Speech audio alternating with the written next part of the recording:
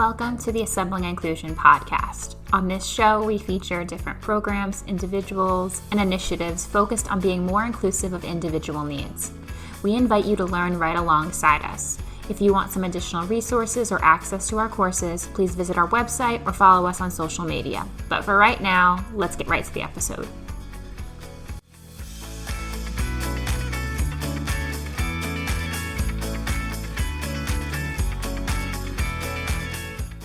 When I was teaching, I was always on the lookout for a tool that would support my students during reading activities, something that would provide them with independence to complete an assignment while still giving them the tools and resources they needed to actually read the text.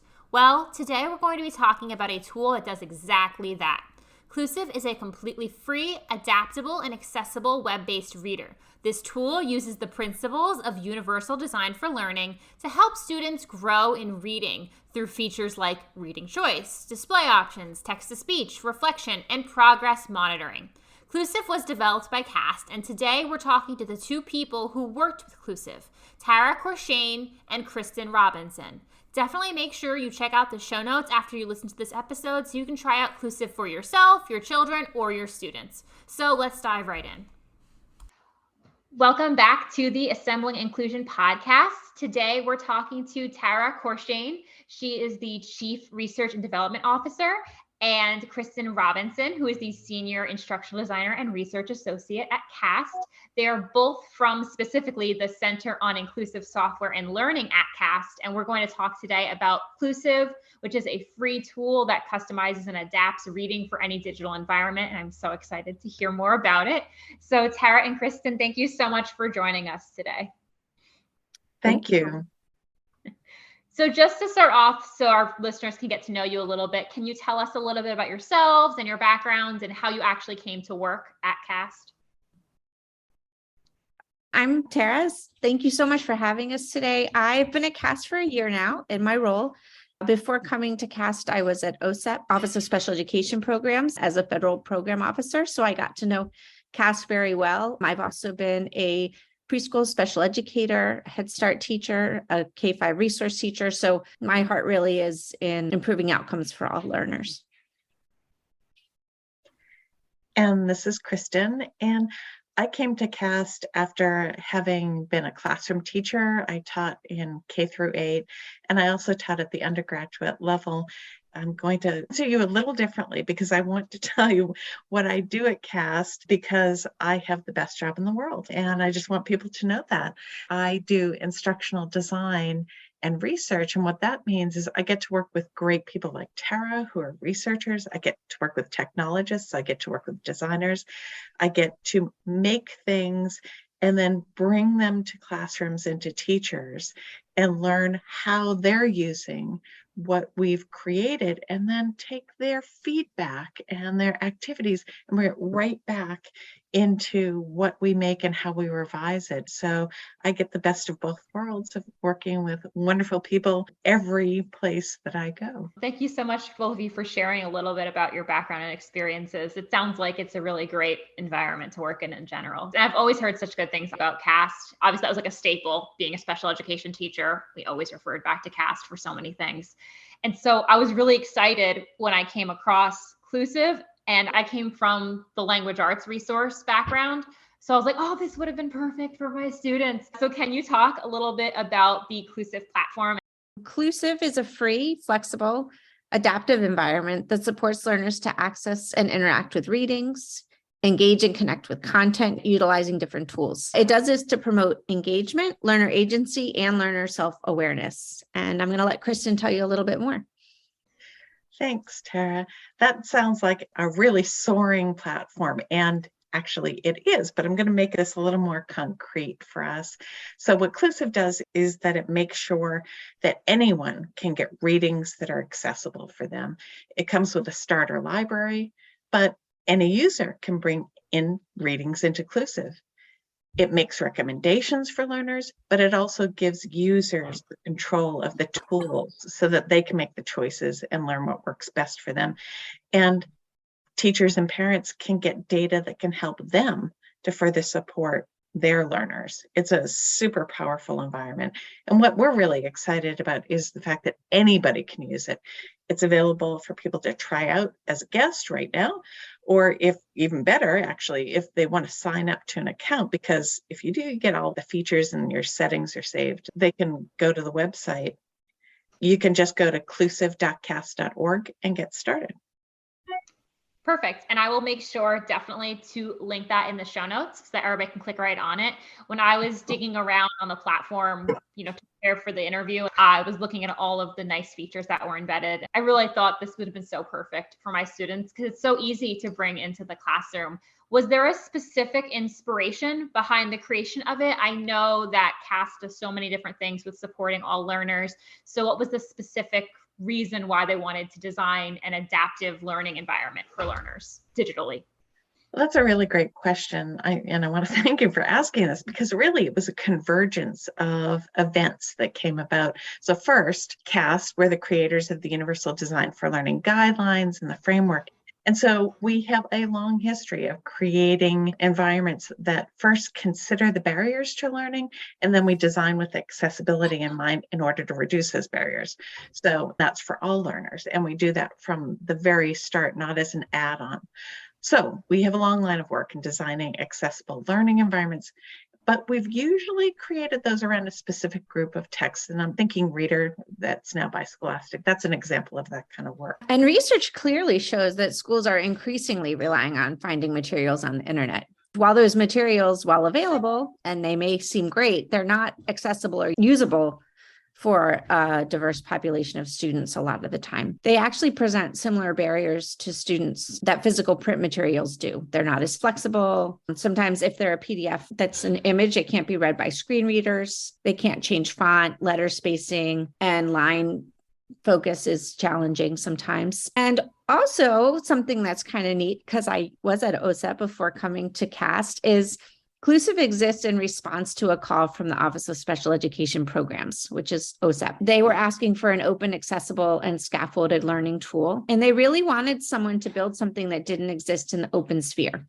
and could be used with any content, which is really challenging because you have to have something that adapts to anything a teacher or a student or parent might upload. We also wanted to develop something that gave us the opportunity to think about adaptivity to promote learner agency. So it wasn't doing it for them. It was something they were choosing as they went through the readings. And that's something that's always been a part of our research and development, but not as explicitly as it is here. Inclusive is based on what we know and learn from research literature, and is built to meet the needs of all learners and educators.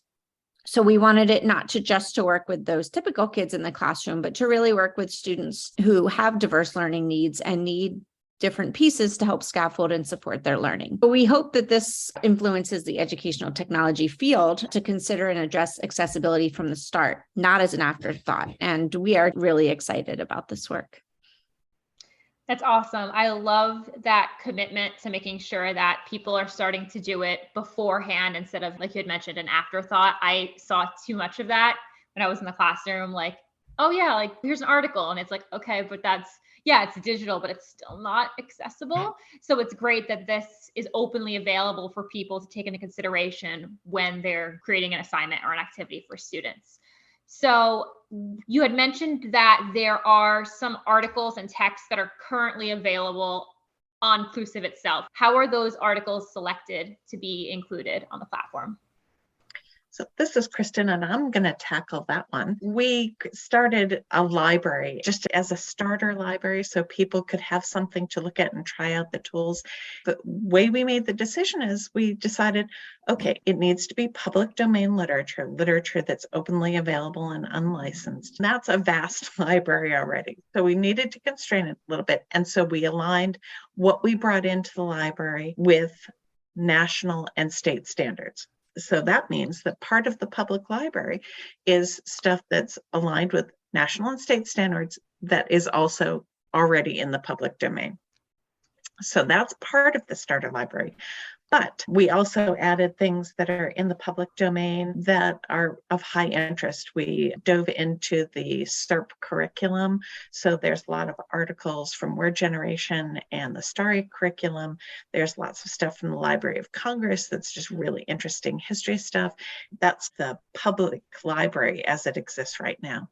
So that's a good start for what the library is. But we knew that we wouldn't have everything that everybody would want, right? So not only is Clusive an environment that has a starter library, but we made it so that anybody can upload readings to it.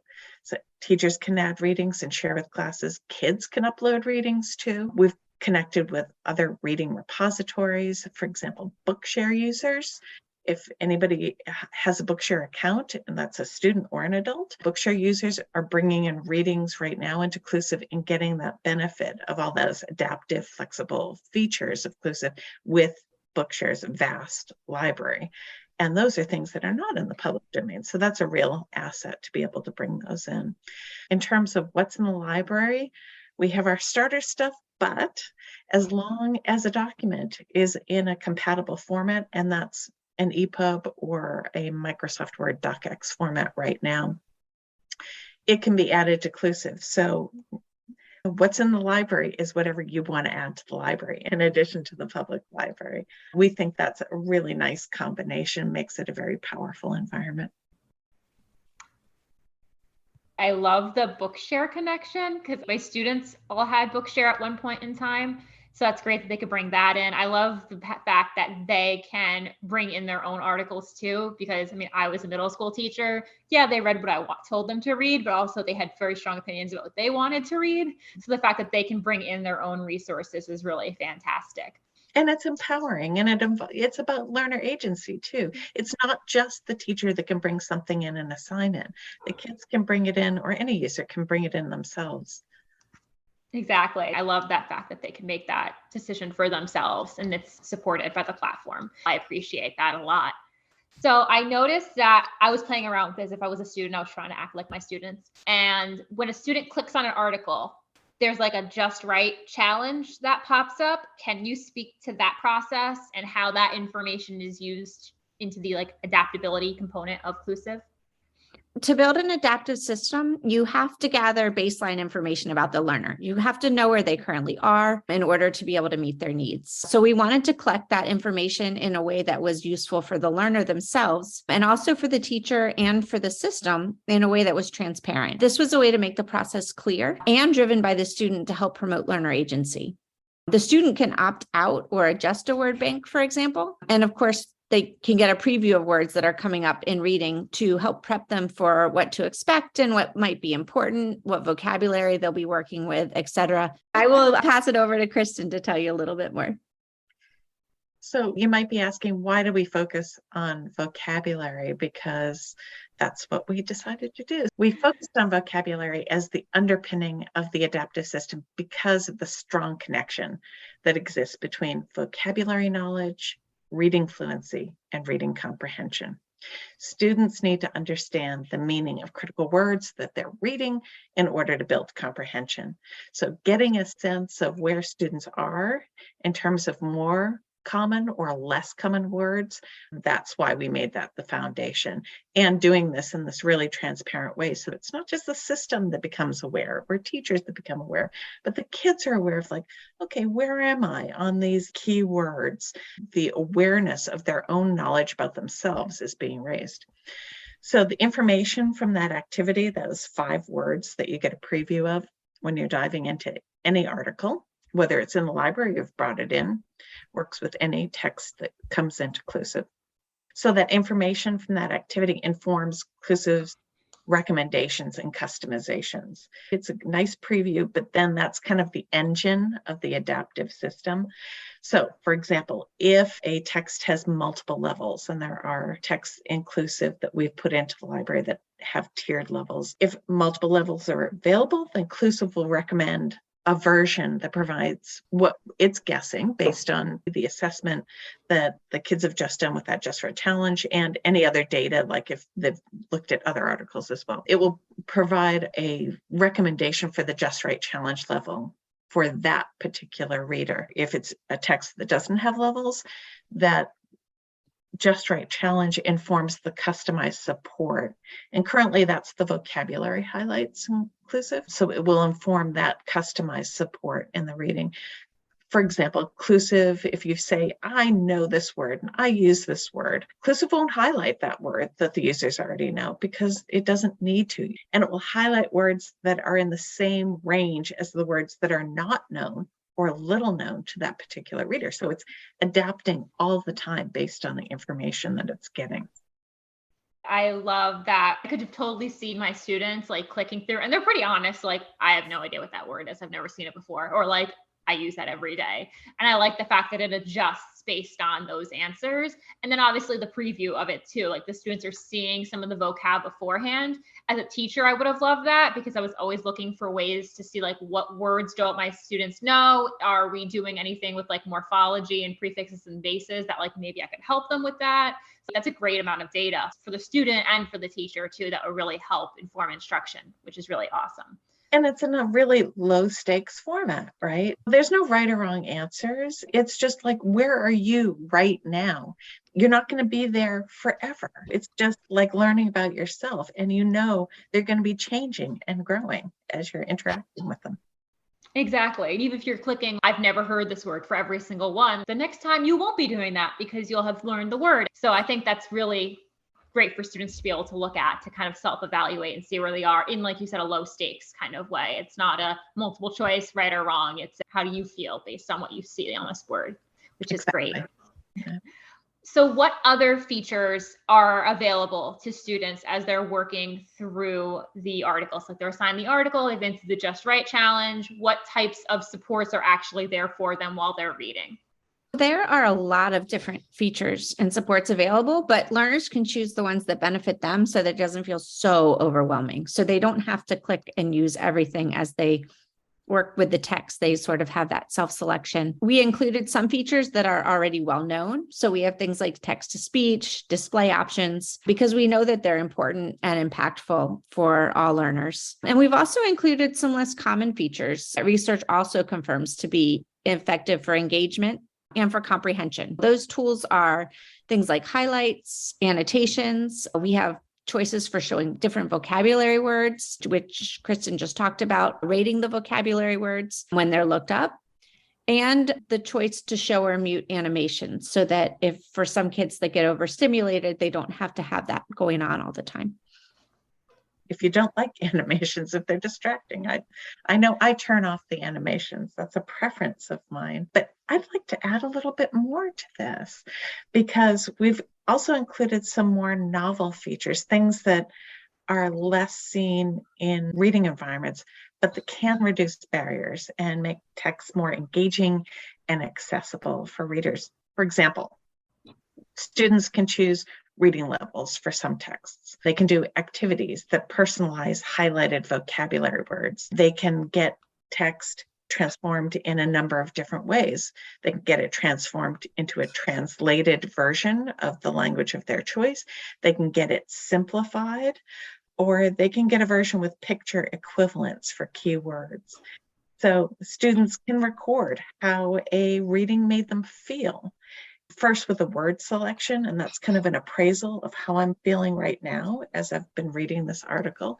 So they appraise and then they note how reading made them feel. And then they get an option to explain further, to put it in their own words of what that word selection meant to them. That's a strategy that is shown to promote readiness to learn.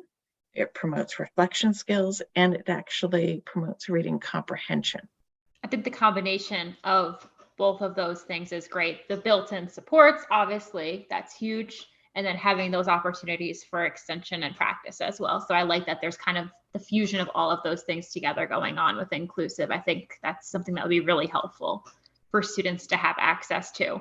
And I know like my students always had such strong preferences when it came to like their features that they would turn on. So it's nice that they have a little bit of customization options for what fits for them. I'm going to add something onto that because those display settings stick for them. If they really like the sepia tone for the background, then whenever they go into any article or onto their dashboard, they're going to get that theme. If they like a particular font size, if they like a particular reading pace, those are settings that will stick for them until they decide to, maybe at nighttime, I like a dark theme, but in the daytime, because I want to be more energized, I might like the lighter theme.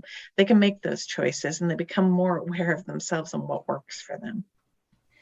That's great from a perspective of being able to determine what works for you and then carry that into other parts of your life as well. You talked a little bit, you both had mentioned about the different information points or data points that are coming from students' workflow as they're working through a reading, as they're going through the Just Right Challenge and the different vocabulary-based activities.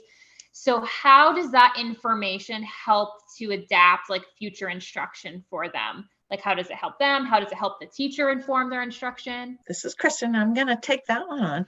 Clusive clearly is tracking a lot of actions by students. It tracks what a student and what a class in general is reading. So students know the hot titles of their peers, and that can trigger interest because for a lot of adolescents, being in relation with each other and knowing what the hot topics are is really motivating. Clusive also tracks the tools that users click on, like how students are using vocabulary features. We've talked a lot about that.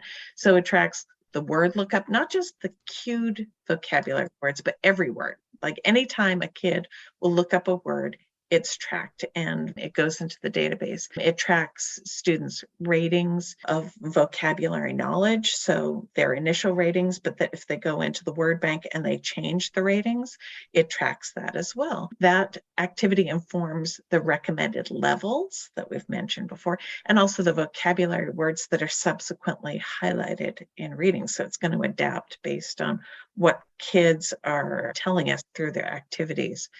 So those kinds of activities also help Clusive to nudge gently users to check out unused tools, because it tracks the tools you've used, but it also notes when you haven't used a tool. Clusive thinks that this is probably going to be helpful for this learner, so it's going to nudge through these really brief tool tips. You might want to check out this tool tip and see if it's going to help you. It may not. It's for awareness so the kids know that, and actually for teachers as well, but all users know that these tools are available and they might want to check them out and they could find them useful.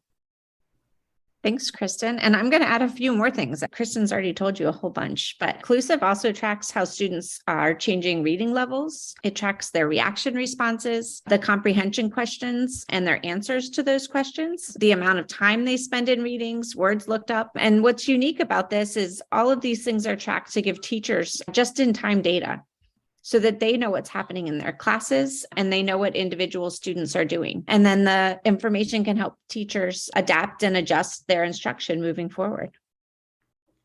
It'd be great to have all that data. I was always looking for data points to show like student growth, and what better way to show that than like the student self-changing their reading level and then showing that they could comprehend on that level. That's perfect for a meeting.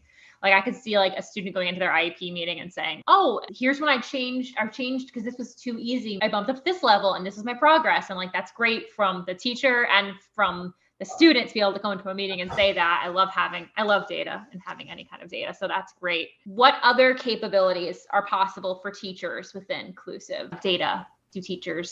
Can teachers see? So we've talked about the data, and the teachers are getting that data, and teachers have access to a lot of data inclusive, as we've talked about, like those reading choices, what texts that kids are choosing to read, reactions, thoughts, their ratings, all the stuff that Tara has already mentioned. All that information is available for teachers to see and make use of right on their teacher dashboard.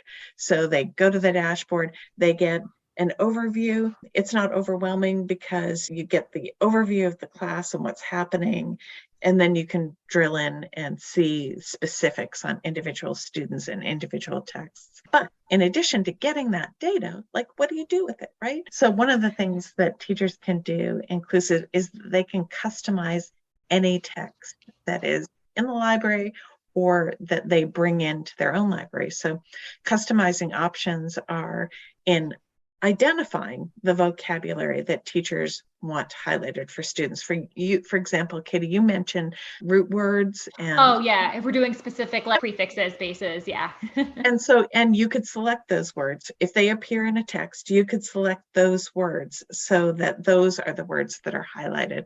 So you can really make that your own. In addition, teachers can customize questions. We always have a question for kids when they are inclusive. How much do you feel you've learned? A lot, a little, nothing? And then let us know why you answered in that way. So that's always there. Teachers and parents, of course, can also add their own customized questions and prompts. That appears within a Clusive reading, and kids will get that cued right in the same way that they would get that recurrent comprehension question, that self-evaluation. So they always get that. And then teachers can get responses as well. And those student responses, as well as all their interactions with the words and the other Clusive features, are gathered in the teacher dashboard. And I just want to say, you do not have to remember everything I've just said. Because that's a lot of stuff, and it's a lot of powerful data that you are getting in each click and keystroke that kids actually conduct. But as I've said, you don't have to remember it because we've included a resource area for teachers and parents. And so resources for getting started, for teaching with Clusive, for when you're ready to dive in deeper and really use the Clusive features to help students build reading skills and not just use the tools, but actually use them with purpose and with power. And also resources on Universal Design for Learner there to support educators whenever they need support or they want support. So there's a lot of things you can do in Clusive as a teacher. I love that there's so much data involved in that. That makes me so happy because that was always what I wanted. And I wanted it to be easy to access. Data that's there, but data with support too, so that you don't have to feel like, I'm in a sea of data and I don't know what to do with all this stuff or how to take action on it. So you get the support of how to take action on that information that you're getting. And I'll make sure to link the resources specifically on the website in the show notes too for teachers, like not only just to the website, but specifically those resources so they could take a look at that as well. Because sometimes it's too much data and it gets overwhelming, but having those resources, that's definitely helpful. So do you have any examples of how Clusive is currently being used in classrooms anywhere in the world right now? Like, do you have any specific case studies going on with it, or especially in inclusion classes? We do. Actually, we're doing a research study right now. And so we know how it's being used in our classes that are part of our research study. And we can make guesses actually of how it's being used in the larger world. What's happening in classroom implementation is that it's being used in inclusive classrooms. And these classes are mainly using Clusive for assigning texts and then having students read independently. We're seeing usage happening, 2 or 3 times a week, but teachers are also having students use Clusive for small group reading or for homework, and also to provide supplemental reading that's aligned with their instruction. So one teacher that's part of our study has used Clusive to teach assistive technology skills and tools, which is great. And several educators have mentioned that they're recommending Clusive for students on their IEPs because this is a free resource. You might have seen many of these features in other tools, but those are behind paywalls. This is free and available for everyone, and anybody can bring content in, and that's super powerful.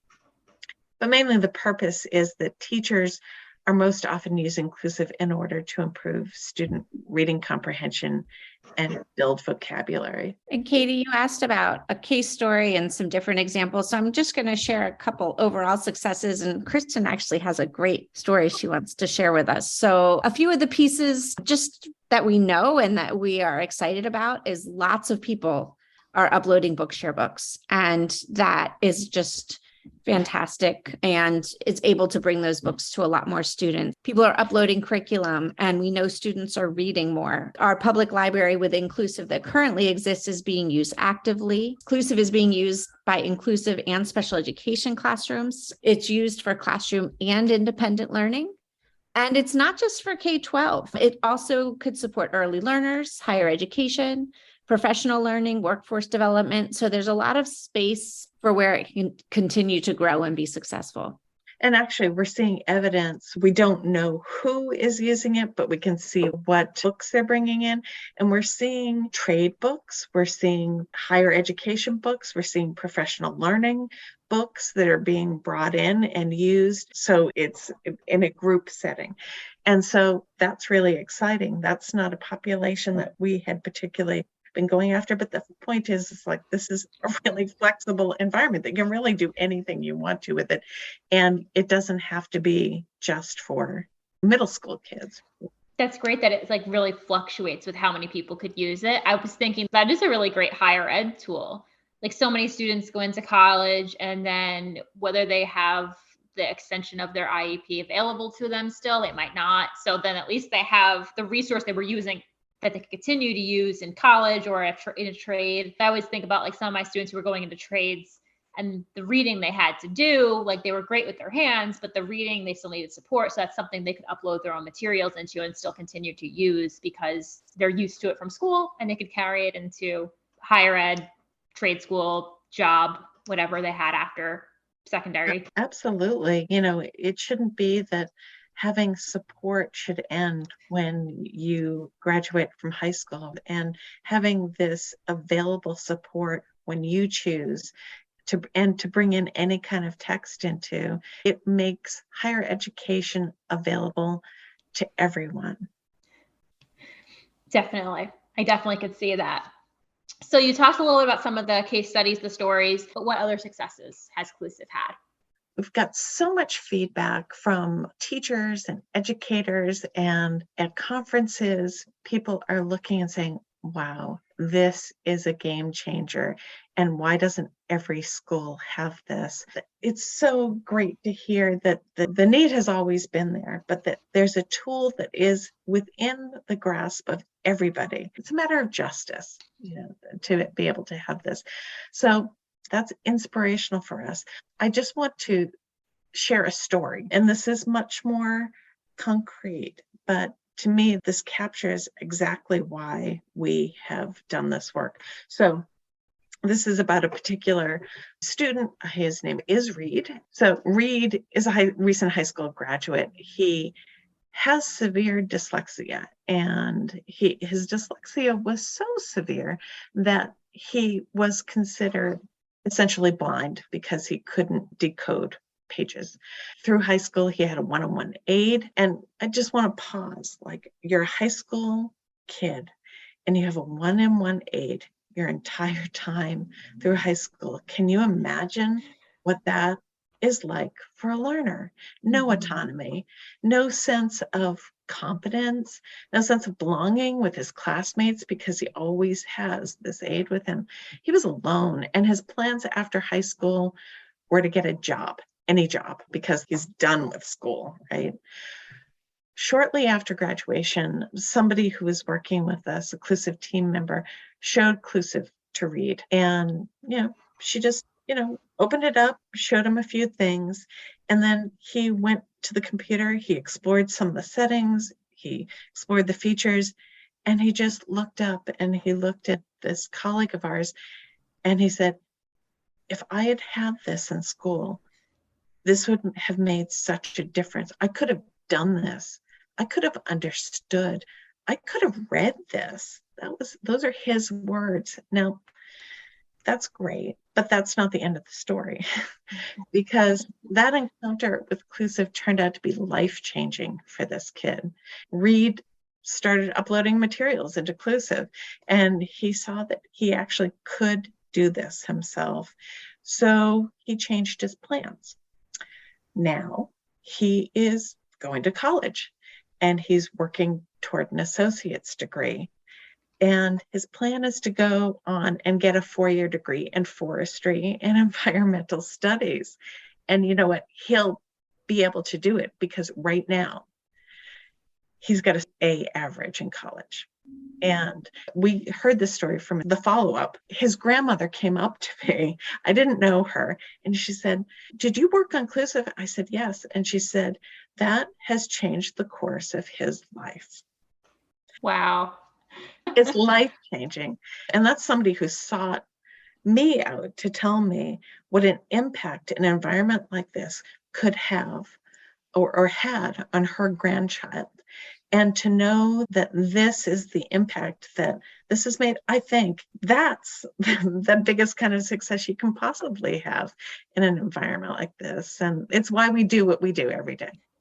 Exactly. That's a really incredible story that it really impacted his life so much. And it's really a testament to what this could do for so many students if they realized they could have access to this type of work.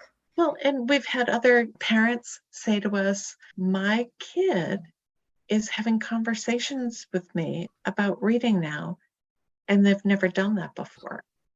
Or, "My kid is looking for more readings where before they weren't reading at all." And they actually approached us and they said, "We're not finding enough readings anymore because my son wants to read more on science." And it's like, this is a great complaint to have when you don't have enough reading for a kid who is a non-reader and didn't identify as a reader beforehand. Oh yeah, definitely. I always got the complaints if they hated reading. I would have loved to have I want more. You can't give me enough to read. That's a great complaint to have. Yeah. I'm just curious about the future of Clusive. So are there any plans for any kind of expansion or anything else that will be extending with Clusive in the future, other than obviously continuing the great work that it's already doing? So I would say absolutely yes. We're coming to the end of our first research project on this, but we are certain that it won't be the last. We're currently working on a sustainability plan, and we're exploring some additional funding or new funding to continue to do the work. And we are 100% committed to keeping the site running for as long as possible. We also have some other project proposed around Clusive. We are reaching out to other organizations that produce e-text and working to partner with those in the field so they can use Clusive or embed features into their own tools. Just a real quick note on that. When Clusive was designed, it was designed to be totally free and available. And not only is the tool itself free and available, the code is available. So other products, companies could take the code and embed some of these really unique features into their own tools. And then one of our dreams is to be able to expand our interoperability. We want to be able to include public library books into Clusive. So we could possibly work with Overdrive, which is the largest ebook public library vendor in the United States. So virtually any reading could be brought into Clusive, and any individual or learner could take advantage of this environment, which is flexible, adaptive, accessible, and would be available to all learners of all ages, regardless of ability. That's really amazing that the code is available to an open source. It's amazing in general that the whole platform is free and available. That's just incredible within itself. But then the opportunity for other places or other organizations to build in those features into other things they might have going on. That's really great that there's so much open source available, because that's always the big issue is there's things available, but does everybody have access to it? Not always, but this is something that they could, regardless of what browser they're using or things like that. It's nice that that's openly available to anyone. That's really incredible to me. It is something that's unique about this project. And I think something that OSEP wanted or saw as a possibility, because they didn't want it just to be one small thing. They wanted it to be available to as many learners as possible. And it's the impact, right? We've made an environment that is free and available that any reader can use. And that has an impact like Read Story. But the larger impact could be how it's foundationally changing how programming is done to be accessible and adaptive and responsive, and to promote that learner agency. And so that is like an invisible impact, but it's already happening because there are organizations that are already taking pieces of the code and seeing how the critical importance of accessibility and flexibility in design, that technology design from the very beginning. So that's going to be the long-term legacy of what this project has done. Oh, definitely. I'm really looking forward to seeing what the future holds for us. I'm sure there'll be so many success stories that come out of using this. And I hope that everyone listening takes advantage of the opportunity to bring this into, we have a lot of teacher listeners, so bring it into their classrooms. And I want to thank you so much, Tara and Kristin, for telling us all about Clusive. I really appreciate you being here with us today. Thank you so much for having us today, Katie. This has been really exciting. Thank you so much for this opportunity to share this great work.